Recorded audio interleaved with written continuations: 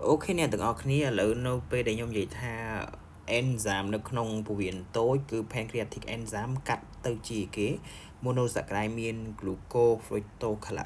chẳng pe việc cắt nó không phổ biến tối này hỡi viết trâu bình chun từ không từ sai chiêm chẳng bình chun từ không từ sai chiêm nó tam nè anh đi chia anatomy bảo phổ biến tối dương on vậy cho anh anatomy tế phụ không mau bài kém chẳng nó không small intestine phổ biến tối bây giờ nó viêm miên cái hạt full of intestinal lining niche và dân số mà này máu có viêm hụt hiện bài này hay nó lơ full of intestinal lining nó cứ viêm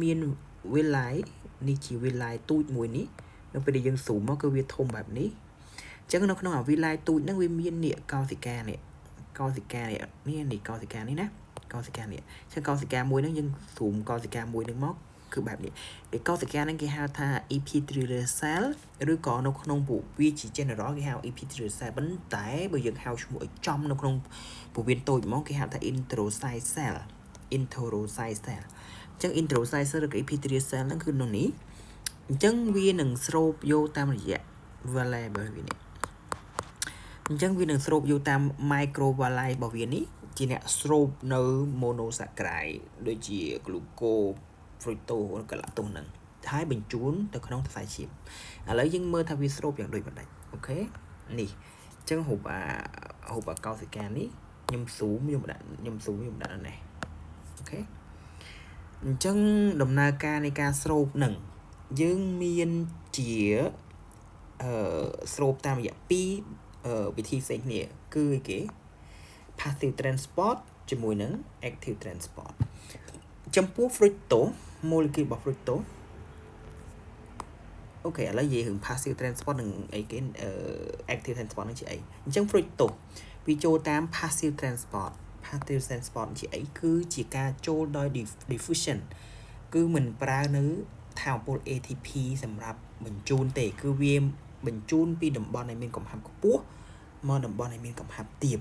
តាមរយៈតែ diffusion នេះគឺប្រើតាមកឡាត់ 5 អញ្ចឹងបើមានកឡាត់គឺជា protein នៅលើ membrane របស់កោសិកាបើមានកឡាត់ជួយបែបហ្នឹងគេហៅថា facilitated diffusion អញ្ចឹងបើ facilitated diffusion បើសិនជាកំហាប់ fructose នៅខាងក្រៅកោសិកាច្រើនជាងវានឹងធាក់ជ្រុញចូលមកខាងក្នុងដោយមិនប្រើនៅថាមពលប៉ុន្តែចំពោះកឡាតូសនិង glucose គឺមិនអាចចូលតាមកឡាត់ 5 សម្រាប់គេ design មកសម្រាប់តែ fructose ទេអញ្ចឹងវាអាចចូលទេវាចូលតាមណាទៅវាចូលតាមរយៈ active transport នេះ active transport ដែលមានឈ្មោះថាគេ SGTL1 គឺ sodium គេហៅឈ្មោះពេញគឺ sodium glucose link transporter 1អូខេ sodium glucose link transporter 1អានេះអញ្ចឹងដើម្បីឲ្យចូលបានគឺវាត្រូវការវត្តមាន sodium នេះចូលហើយវាចូលតាមនៅពេលដែល sodium ចូលមកក្នុងកោសិកាតាមរយៈកឡាត់ 5 នេះ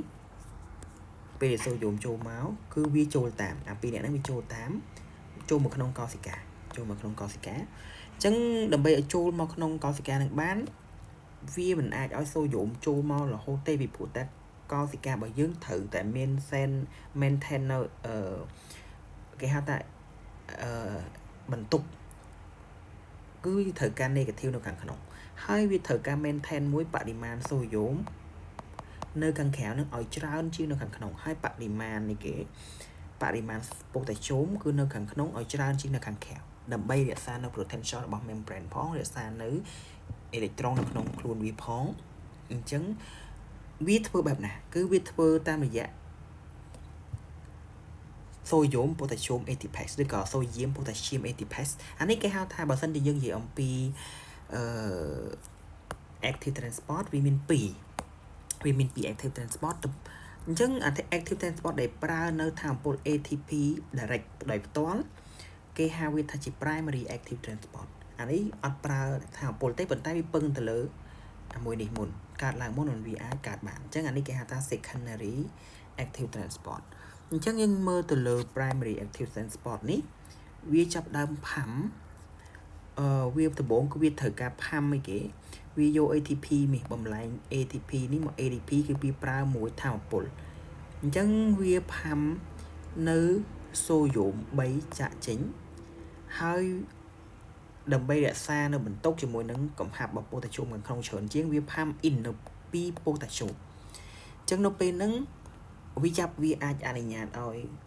សូយ៉ូមចូលមកខាងក្នុងបានពីព្រោះថាវាចេញអស់3ហើយអញ្ចឹងសូយ៉ូមនេះវាអាចចូលមកខាងក្នុងកោសិកានេះបានអញ្ចឹងនៅពេលដែលសូយ៉ូមចូលមកកាឡាតូសជាមួយនឹងក្លូកូសចាប់ដើមចូលមកតាមអាហ្នឹងគេហៅថាជាសូយ៉ូមក្លូកូស link transporter 1អញ្ចឹងពេលហ្នឹងអានេះវាចូលតាមឲ្យគេនិយាយម្ដងទៀតណា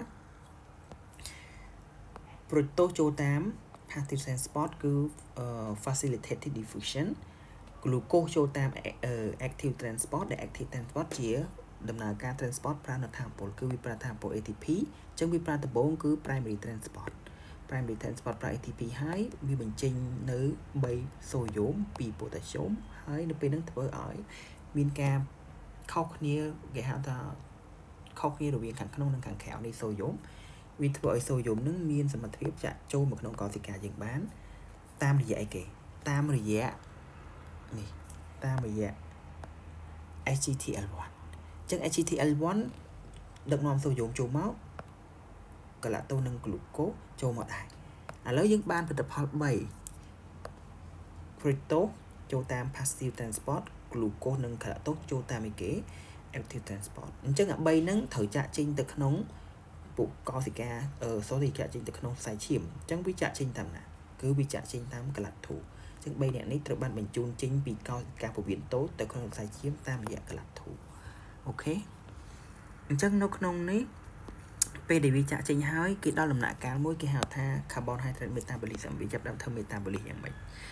នៅក្នុងកោសិកាហ្នឹងឥឡូវយើងពេលដែលវាចូលទៅដល់ក្នុងសរសៃឈាមហើយវាដឹកនាំទៅកាន់កោសិកាថ្លាឬក៏កោសិកាសាច់ដុំដើម្បីប្រើប្រាស់អញ្ចឹងពេលហ្នឹងវាដឹកនាំមកដល់កោសិកាអស់ហ្នឹងមិនមែនចូលតាមរយៈ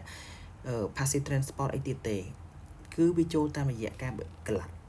របស់ក្លាត់នេះជា protein នៅលើភ្នាស membrane របស់កោសិកាហ្នឹងគឺមានការបញ្ជាអំពី insulin ដើម្បីឲ្យក្លាត់ហ្នឹងបញ្ចេញហើយទទួលយកនៅក្លូកូសចូលមកក្នុងអញ្ចឹងនៅពេលដែលចូលទទួលក្លូកូសចូលមកក្នុងហើយវាធ្វើ metabolism បំលែងក្លូកូសទៅជា pyruvate តមកទៀតបំលែង pyruvate ហ្នឹងទៅជា acetyl CoA ចូលនៅក្នុង mitochondria បំបីចូលទៅក្នុង citric acid cycle សម្រាប់បង្កើតជាថាមពល ATP អញ្ចឹងយើងនឹងហ៊ានអានឹងលំអិតពីដំណើរការ metabolism នេះលំអិតនៅវគ្គបន្ទាប់នៅខាងក្រោមនេះអញ្ចឹងអា metabolism ដែលពេលដែល glucose ដល់កោសិកាគោលដៅដំបូងហ្នឹងគេហៅថា glycolysis ឬក៏ហើយនឹង pyruvate metabolism អញ្ចឹង glycolysis នៅពេលដែល glucose ដឹកនាំទៅដល់កោសិកាគោលដៅហើយ insulin បញ្ជាឲ្យទទួលយក glucose ចូលទៅក្នុងកោសិកានៅក្នុងកោសិកានៅខាងអានេះជា nucleus អញ្ចឹងអាខាងក្រៅ nucleus នេះគេហៅថា cytoplasm អញ្ចឹងវាធ្វើ metabolism នៅក្នុង cytoplasm នឹងដំបូងគឺនេះតាមគេហៅថា glycolysis ជាដំណើរការបំបែក molecule glucose ឲ្យទៅជា pyruvate អញ្ចឹងវាឆ្លងកាត់ពី phase វាឆ្លងកាត់ phase energy investment ជាមួយនឹងវាកកាត់ phase ATP investment ជាមួយនឹង energy production អញ្ចឹងយើងមើល detail នៅលេខនេះglycolysis នេះយើងមាន2 phase ពណ៌បៃតងនេះជា ATP investment ហើយអានេះគឺជា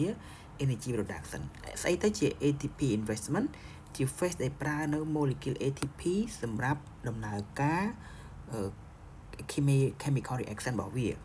បន្តមកទៀតអា phase ពណ៌លឿងនេះជាដំណើរការដែលវាមានសមត្ថភាពផលិតនៅ ATP មកវិញអញ្ចឹងគេហៅថា